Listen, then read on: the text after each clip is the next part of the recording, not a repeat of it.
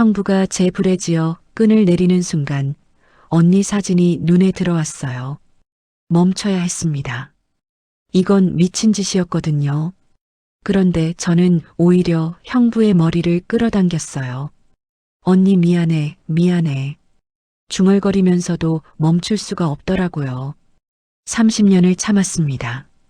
언니의 결혼식 날 신혼여행 사진을 볼 때마다 형부가 언니의 허리를 감싸 안을 때마다 저는 속으로 피눈물을 흘렸죠.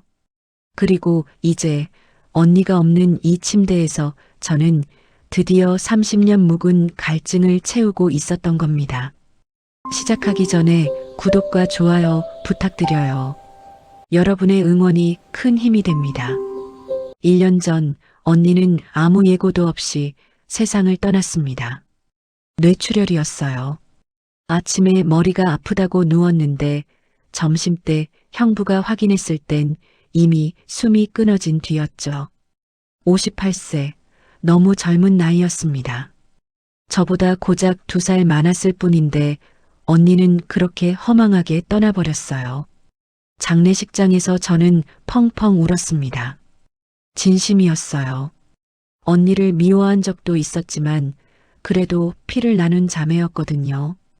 어린 시절 한 이불 덮고 자던 기억, 용돈 쪽에서 떡볶이 사 먹던 기억, 엄마 돌아가셨을 때 서로 부둥켜 안고 울던 기억, 그 모든 게 주마등처럼 스쳐 지나갔습니다. 그런데 솔직히 고백하자면 제 눈물 속에는 슬픔만 있었던 게 아니었어요. 30년 전 그날 밤 저는 성준 씨에게 고백하려고 했습니다. 대학교 3학년 같은 과 선배였던 그를 1년 넘게 짝사랑하고 있었거든요. 드디어 용기를 냈어요. 떨리는 마음으로 그를 불러냈죠. 그런데 제가 입을 열기도 전에 그가 먼저 말했습니다. 정희야, 나 내 언니한테 고백하려고. 괜찮지? 그 순간 세상이 무너지는 것 같았어요. 괜찮냐고요? 괜찮을 리가 있나요? 하지만 저는 웃었습니다. 웃으면서 응, 언니 좋은 사람이야. 잘 될 거야 라고 말했죠. 그날 밤 기숙사에서 이불을 뒤집어 쓰고 얼마나 울었는지 몰라요. 석 달 뒤 언니와 성준 씨는 연인이 됐고 2년 뒤에 결혼했습니다. 저는 그 결혼식에서 들러리를 섰어요. 웨딩드레스 입은 언니가 눈부시게 아름다웠고 그런 언니를 바라보는 형부의 눈빛은 세상에서 가장 행복해 보였죠.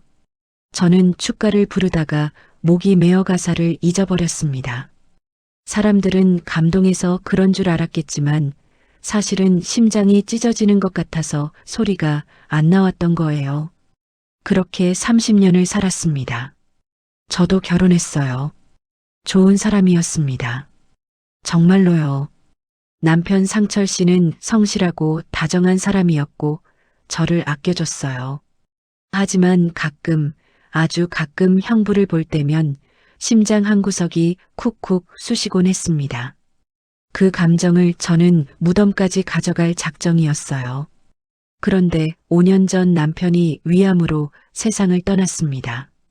그리고 1년 전 언니마저 떠나버렸죠. 장례식이 끝난 뒤 형부의 모습은 처참했어요. 59세에 건장하던 남자가 일주일 만에 뼈만 앙상하게 남은 것 같았거든요. 눈은 충혈되어 있었고 수염은 아무렇게나 자라 있었고 옷에서는 술 냄새가 났습니다. 조카 수빈이가 아무리 말려도 소용없었어요. 형부는 매일 술만 마시고 회사도 안 나가고 그냥 언니 사진만 멍하니 바라보고 있었죠. 저도 괴로웠습니다. 남의 일 같지 않았거든요. 상철 씨 떠나보내고 1년 동안 저도 저렇게 살았으니까요. 아침에 눈 뜨는 게 지옥이에요. 옆자리가 텅 비어 있다는 걸 깨닫는 순간 온몸의 기운이 쭉 빠지거든요. 밥맛도 없고 살 의욕도 없고 그냥 하루하루가 형벌처럼 느껴지죠. 그래서 저는 형부를 그냥 내버려 둘 수 없었습니다. 처음에는 일주일에 한두 번 반찬을 싸들고 갔어요.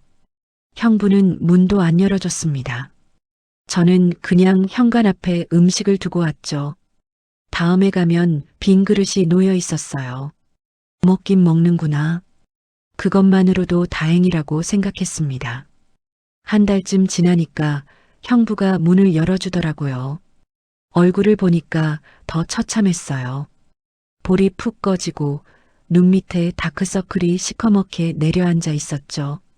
형부, 이러면 안 돼요. 언니가 하늘에서 보면 얼마나 속상하겠어요. 형부는 아무 말 없이 고개만 떨궜습니다.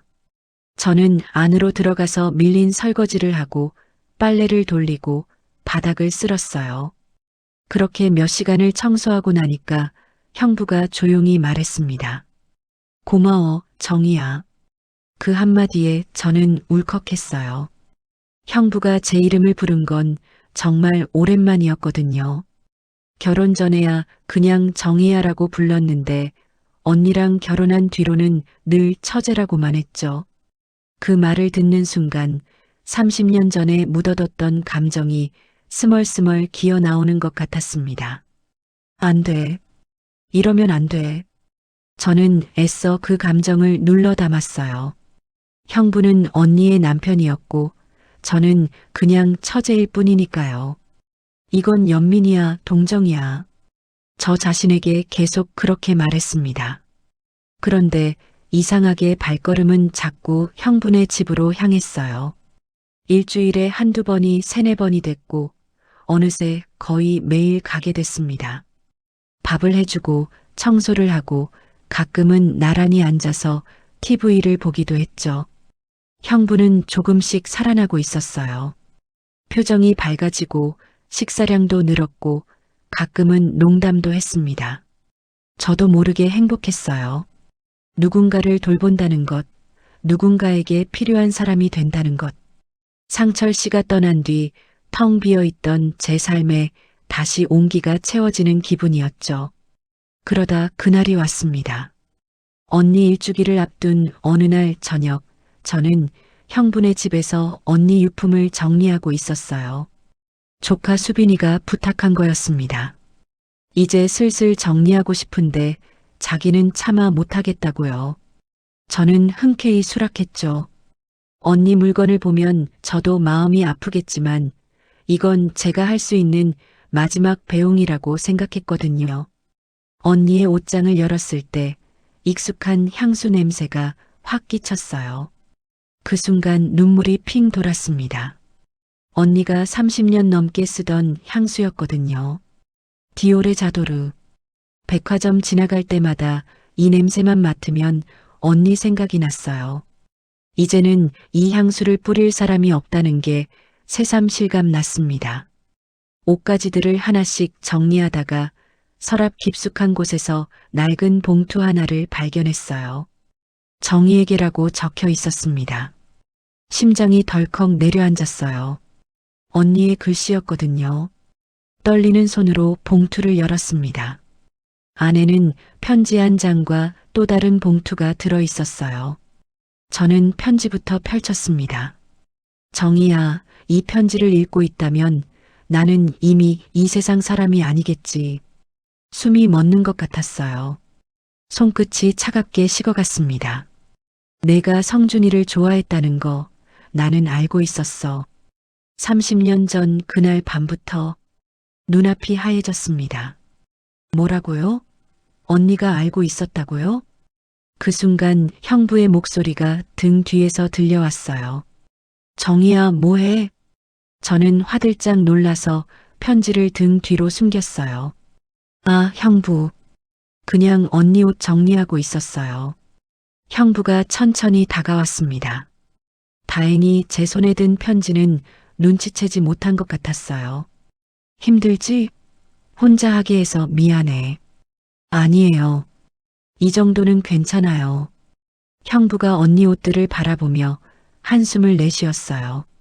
저는 서둘러 편지를 주머니에 쑤셔 넣고 부엌으로 향했습니다.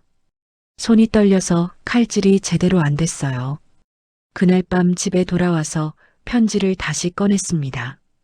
정희야, 내가 성준이를 좋아했다는 거 나는 알고 있었어. 30년 전 그날 밤부터 내가 성준이 불러낸 거 봤거든. 고백하려는 거 알았어. 그런데 나는 그냥 모른 척 했어. 나도 성준이를 좋아했으니까. 비겁했어.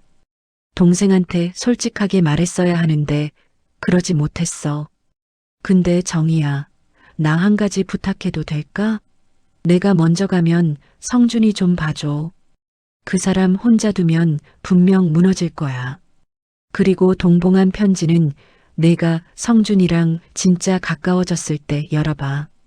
미안해. 그리고 고마워. 사랑하는 내 동생아. 눈물이 흘렀어요. 언니가 알고 있었다고요? 30년 동안 저 혼자만의 비밀이라고 생각했는데 우리 자매는 서로에게 가면을 쓰고 살았던 거였습니다. 동봉된 두 번째 편지는 서랍 깊숙이 넣어뒀어요. 절대 열어볼 일 없을 거라고 생각하면서요. 그런데 문제는 그 다음부터였습니다. 형부를 볼 때마다 언니의 편지가 떠올랐어요. 저는 더 자주 형부네 집에 갔습니다. 아침에 가서 밥을 차려주고 저녁에 또 가서 식사를 같이 했죠. 정희야, 너무 자주 오는 거 아니야? 내 생활도 있을 텐데. 무슨 소리예요? 저도 혼자 밥 먹는 거 싫어서 오는 거예요. 그건 반은 진심이었어요. 우리는 서로의 외로움을 채워주고 있었던 거죠. 어느 날 저녁 형부가 갑자기 말했습니다. 정희야, 우리 술 한잔 할까? 오늘이 나랑 내 언니 결혼 기념일이야. 33주년. 그 말에 가슴이 철렁했어요. 5월 15일. 저는 그날 들러리 서면서 울었던 기억이 떠올랐습니다.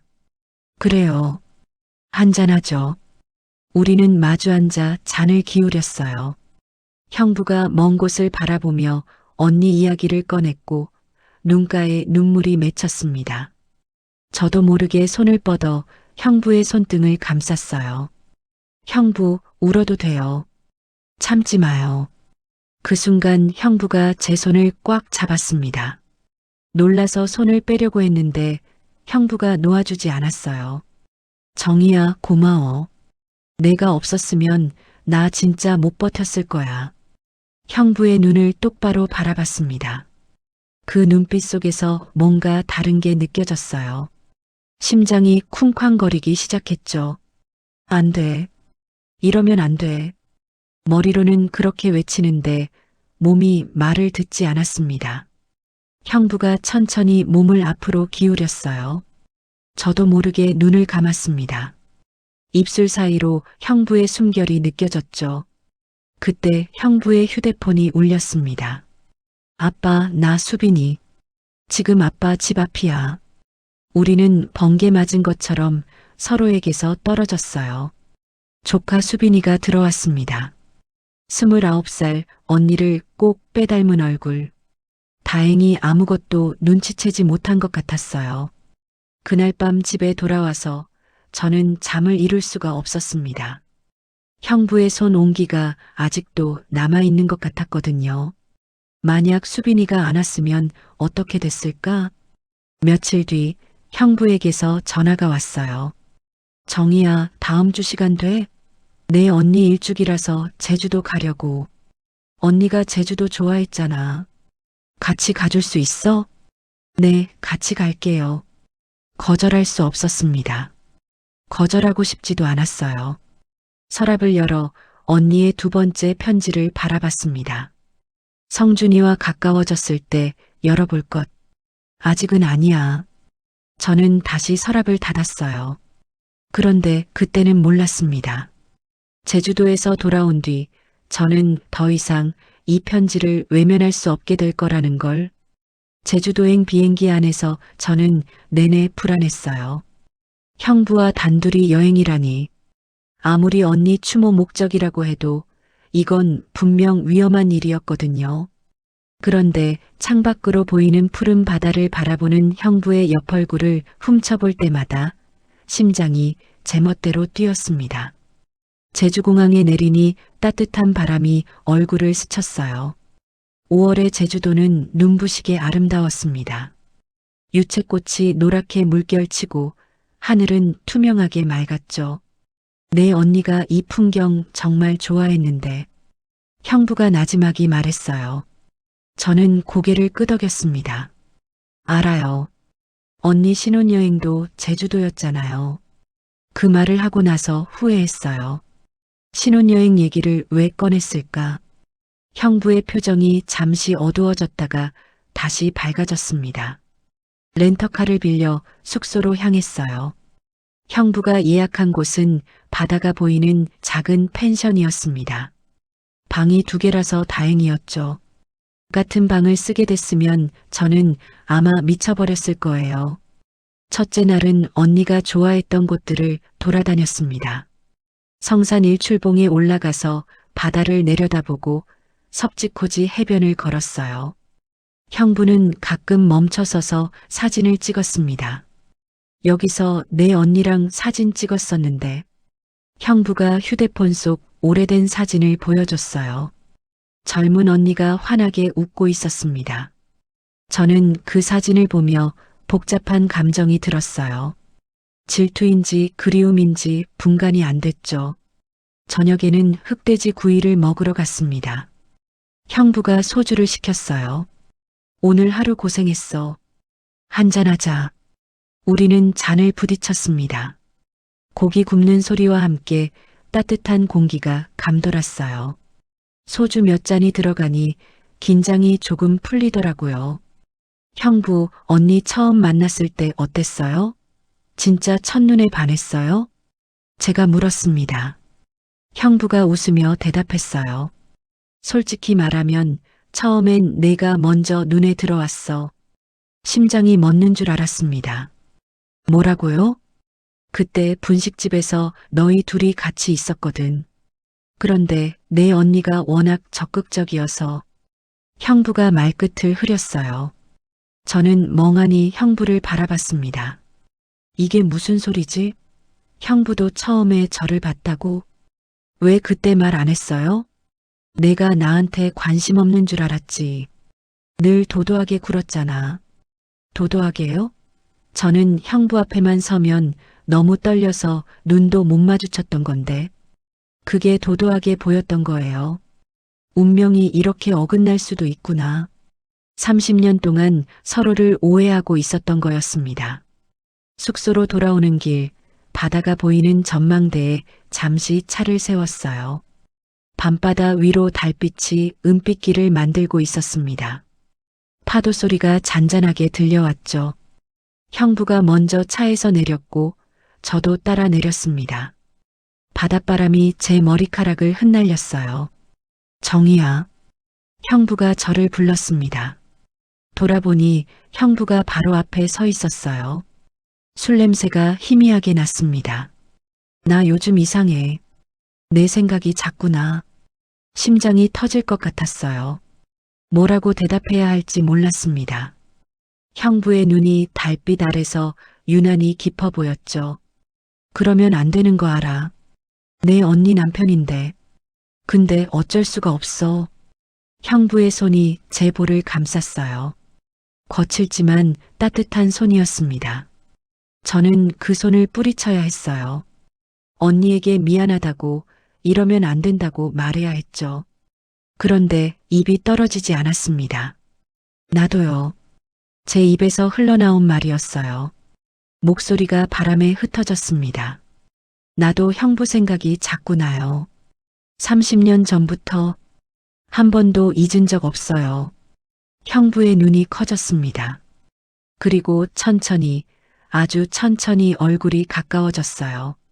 입술이 닿는 순간 머릿속이 하얘졌습니다. 부드럽고 따뜻했어요. 소주 맛이 살짝 났죠. 형부의 손이 제 허리를 감싸 안았고 저는 그의 가슴에 손을 얹었습니다. 심장 소리가 느껴졌어요. 형부도 저만큼 떨고 있었죠.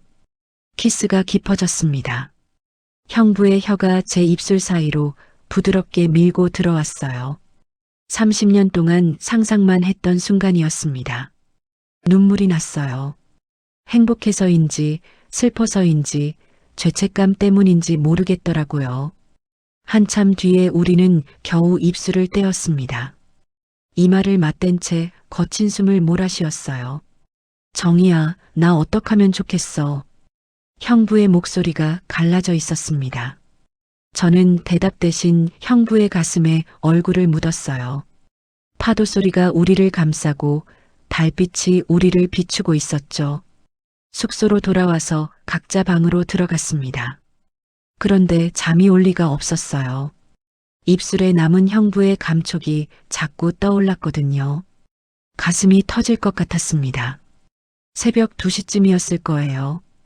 방문을 두드리는 소리가 들렸습니다. 문을 열자 형부가 서 있었어요. 잠옷 차림에 머리카락이 헝클어져 있었죠. 나 잠이 안 와. 형부가 한 발짝 안으로 들어왔습니다. 문이 닫혔어요. 어둠 속에서 형부의 숨소리만 들렸습니다. 정희야, 이러면 안 되는 거 알아. 근데 형부가 말을 멈추고 저를 끌어안았어요.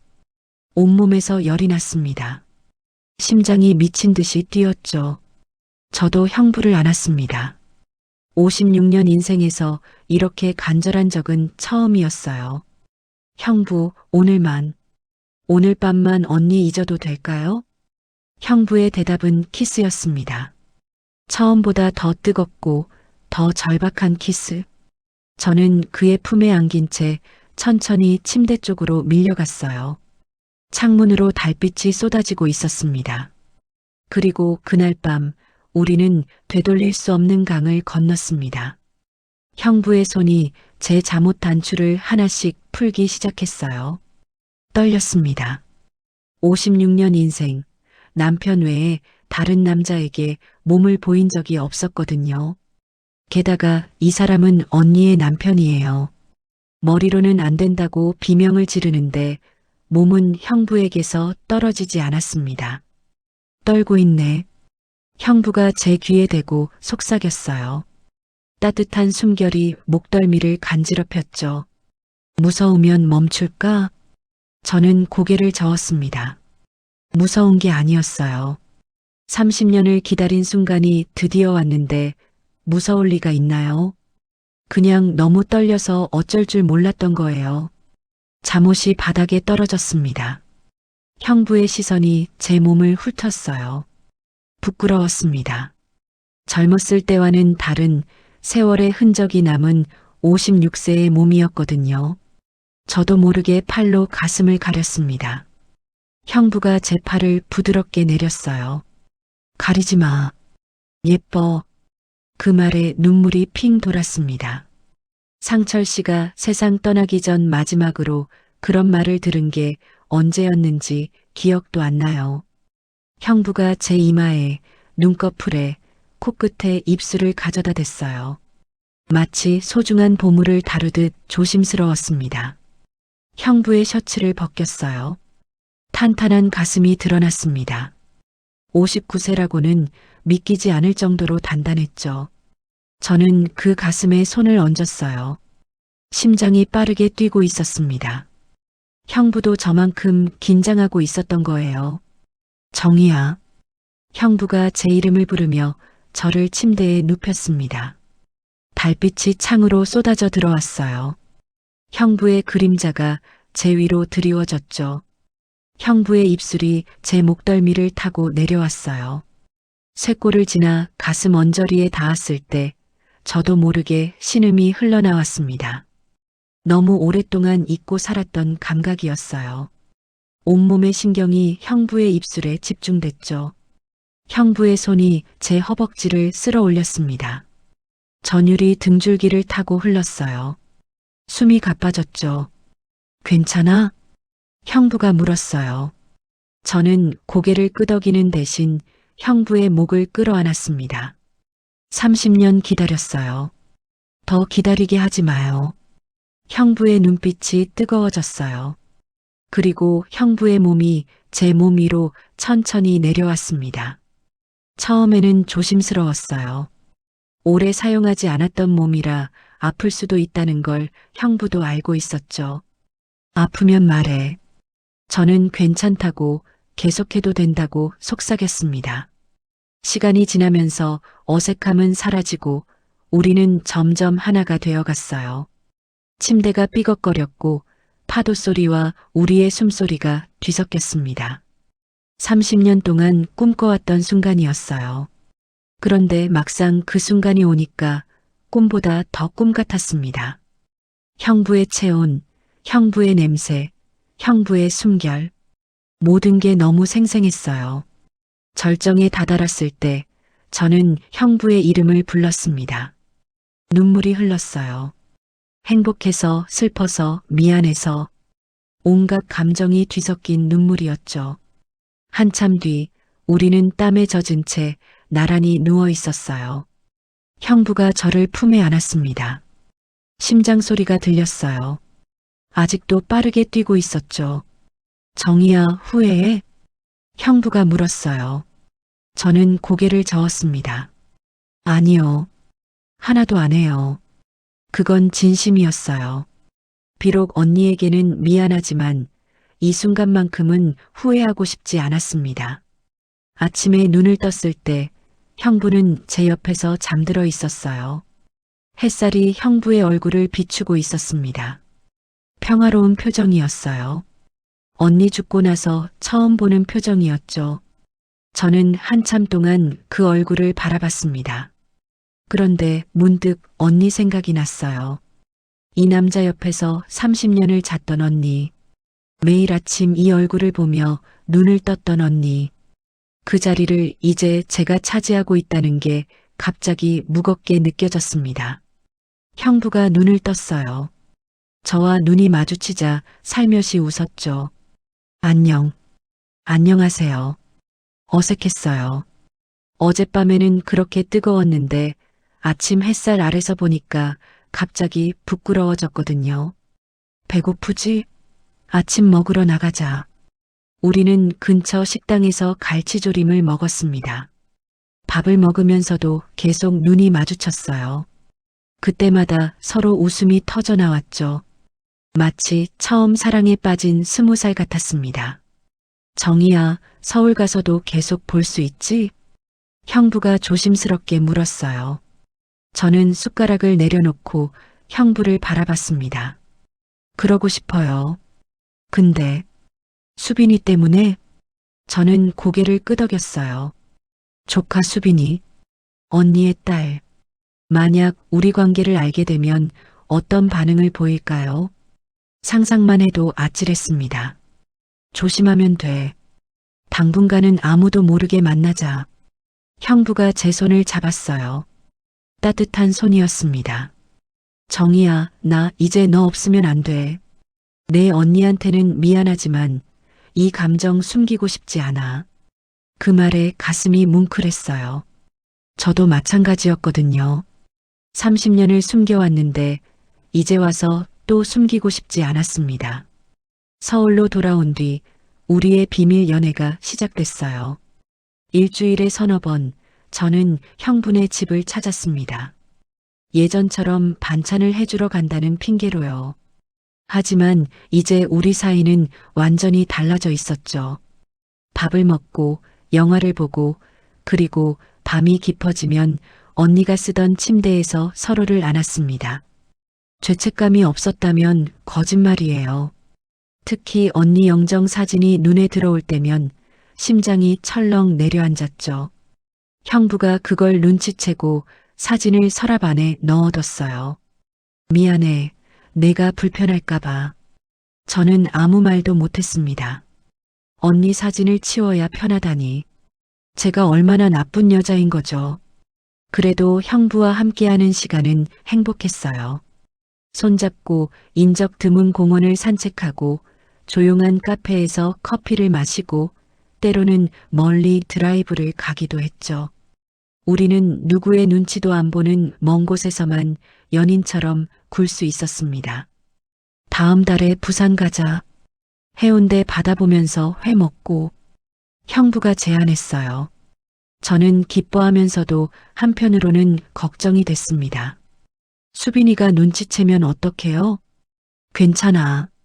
요즘 수빈이 바쁘더라. 신경 쓸 여유 없을 거야.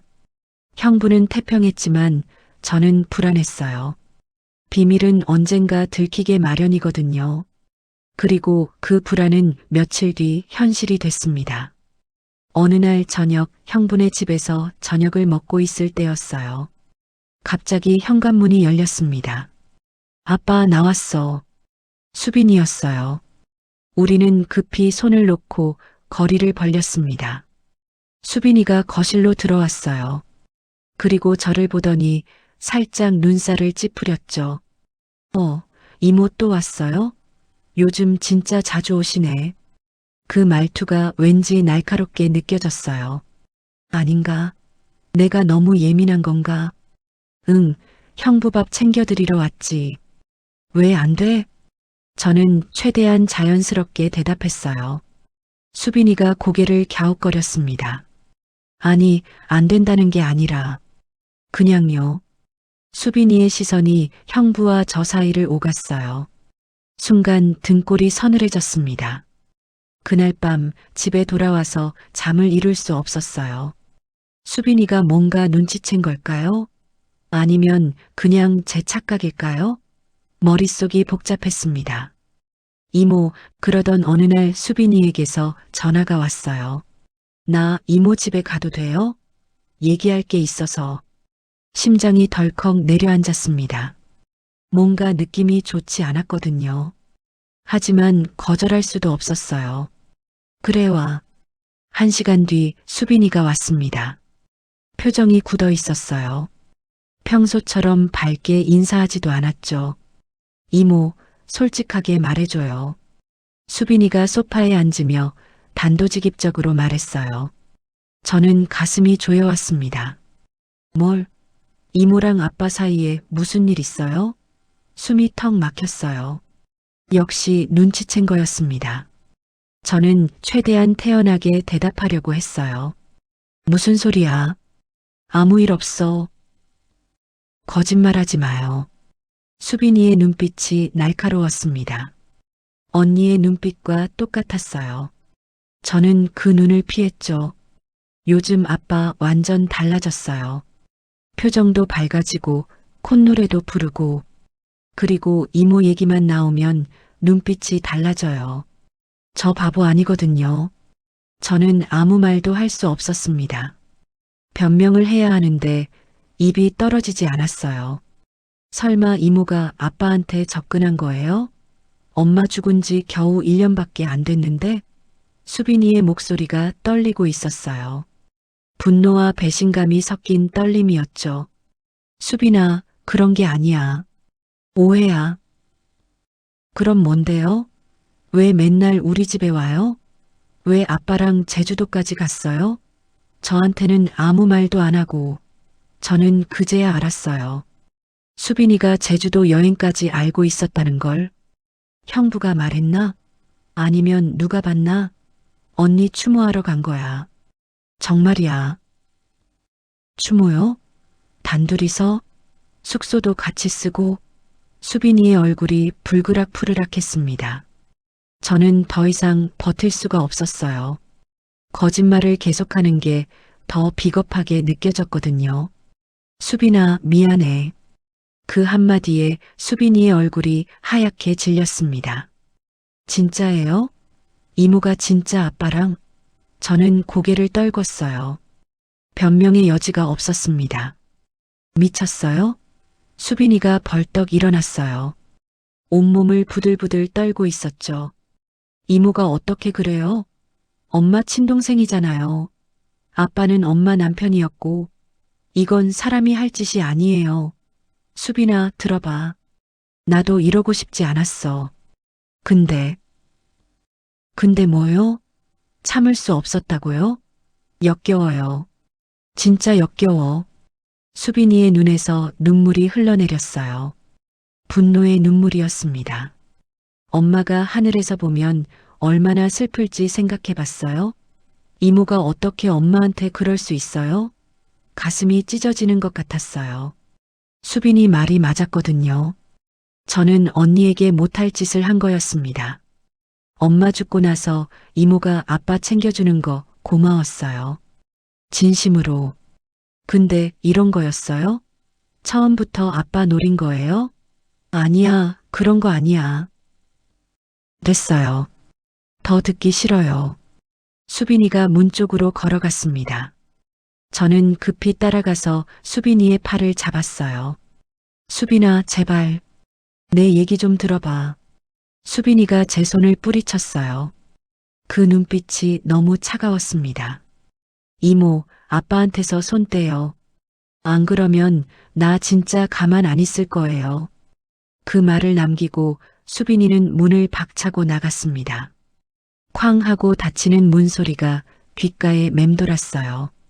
저는 그 자리에 주저앉았습니다. 다리에 힘이 풀렸거든요. 손이 떨렸어요. 이제 어떻게 해야 하지? 머릿속이 하얘졌습니다. 형부에게 전화했어요. 하지만 받지 않았습니다. 한 번, 두 번, 세 번. 계속 통화 중이었어요. 수빈이가 형부에게 전화한 게 분명했죠. 1시간쯤 지나서 형부에게서 연락이 왔어요. 목소리가 지쳐 있었습니다. 수빈이한테 들었어. 너 괜찮아? 형부는요? 수빈이가 뭐래요? 당분간 나보기 싫다더라. 이모 안 만나면 그때 얘기하겠다고.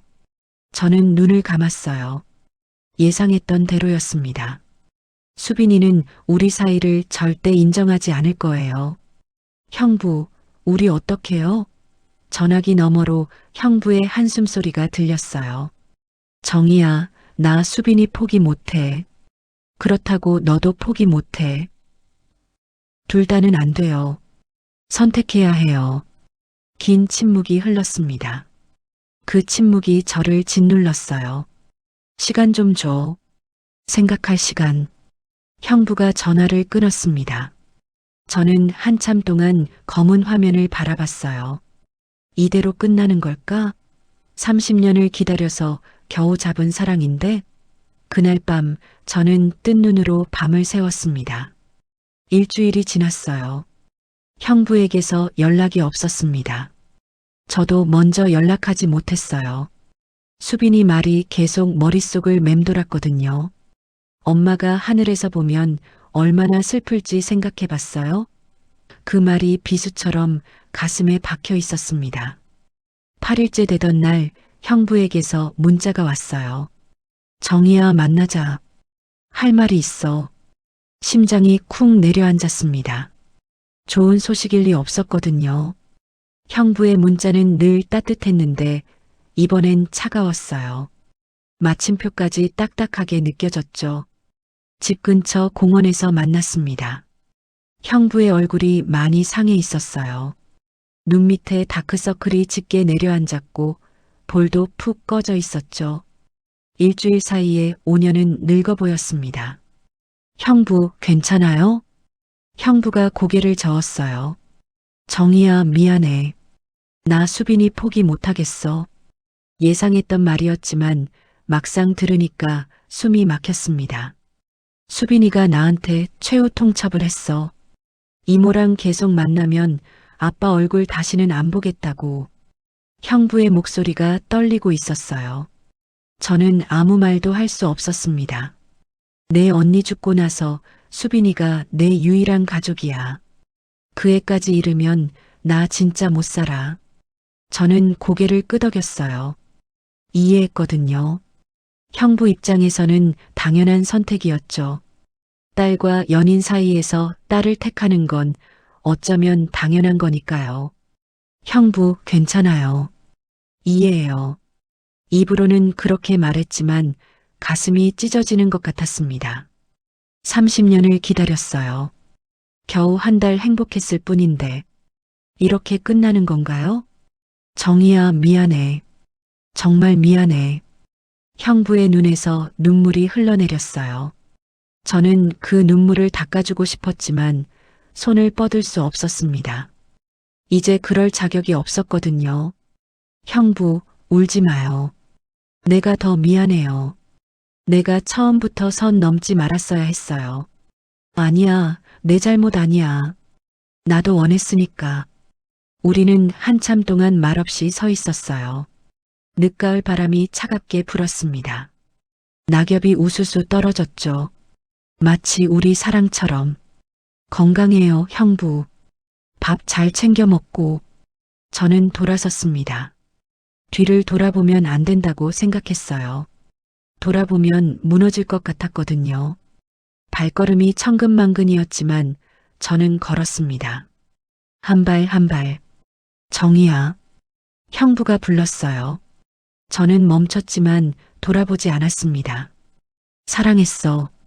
진심이었어. 눈물이 왈칵 쏟아졌어요. 저는 대답하지 않고 그냥 걸었습니다. 뒤에서 형부의 흐느끼는 소리가 들렸지만 돌아보지 않았어요. 돌아보면 다시는 떠날 수 없을 것 같았거든요. 집에 돌아와서 저는 무너졌습니다. 소파에 쓰러져서 한참을 울었어요. 소리 죽여 울다가 나중에는 그냥 엉엉 소리내서 울었습니다. 상철 씨 떠났을 때도 이렇게 안 울었는데 왜 이렇게 아픈 건지 모르겠더라고요. 며칠 동안 밥도 못 먹었어요. 잠도 못 잤고요. 눈만 감으면 형부 얼굴이 떠올랐거든요. 제주도에서 웃던 얼굴, 저를 안아주던 따뜻한 품, 귓가에 속삭이던 목소리. 그 모든 게 선명하게 떠올라서 미칠 것 같았습니다. 이러다 죽겠다 싶었어요. 그때 서랍 속 언니의 두 번째 편지가 떠올랐습니다. 성준이와 가까워졌을 때 열어볼 것. 이제는 가까워졌다가 떨어진 거니까 열어봐도 되는 걸까요? 떨리는 손으로 서랍을 열었어요. 낡은 봉투가 그대로 있었습니다.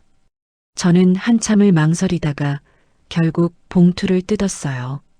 언니의 글씨가 눈에 들어왔습니다. 정희야, 이 편지를 읽고 있다면 너와 성준이가 가까워졌다는 뜻이겠지.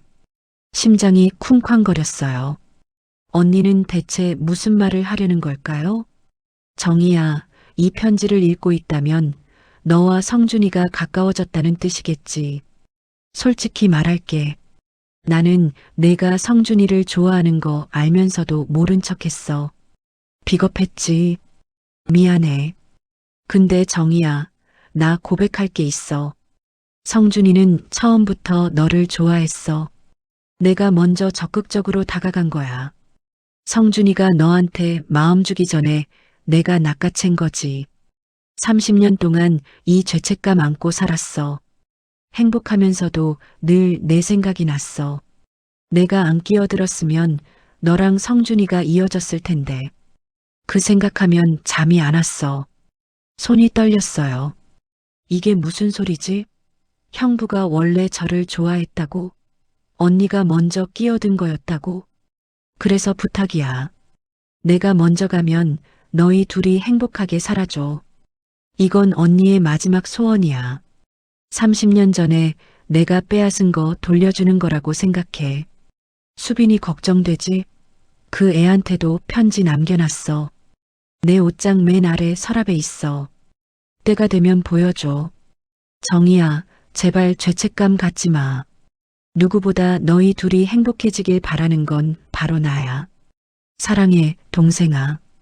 편지를 읽고 나서 한참을 멍하니 앉아 있었습니다.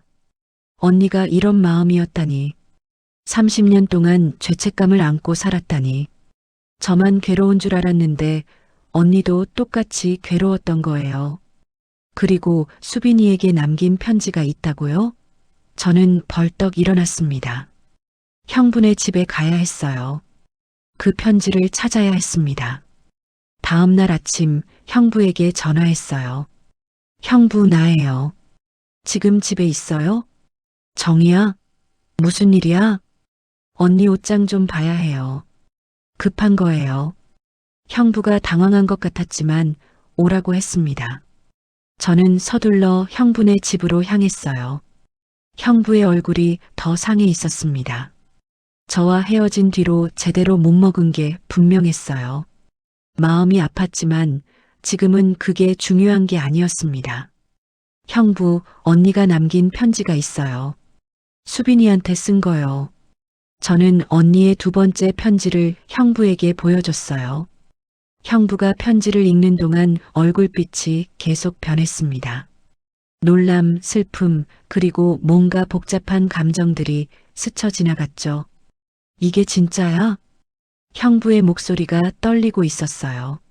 네. 언니 필체 맞아요. 그리고 수빈이한테 쓴 편지가 옷장에 있대요. 우리는 언니 방으로 갔습니다. 옷장 맨 아래 서랍을 열었어요. 옷가지 사이에 하얀 봉투가 있었습니다. 수빈이에게라고 적혀 있었죠. 형부가 봉투를 집어들었어요. 손이 떨리고 있었습니다. 이거 수빈이한테 보여줘야 해. 저는 고개를 끄덕였어요. 하지만 불안했습니다. 수빈이가 이 편지를 보고도 마음이 안 바뀌면 어떡하죠? 그러면 정말 끝인 거예요. 내가 수빈이 부를게. 같이 보자. 형부가 수빈이에게 전화했어요. 처음에 수빈이는 안 받았습니다. 세 번째 전화에서야 겨우 받았죠. 뭐예요, 아빠? 차가운 목소리가 스피커폰으로 흘러나왔어요. 수빈아, 집에 와줄 수 있어? 엄마가 너한테 남긴 게 있어.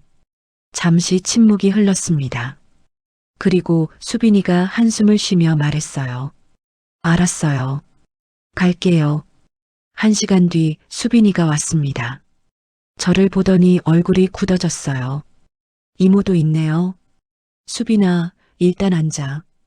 형부가 수빈이를 소파에 앉혔습니다. 그리고 2통의 편지를 내밀었어요. 언니가 저한테 쓴 편지와 수빈이한테 쓴 편지.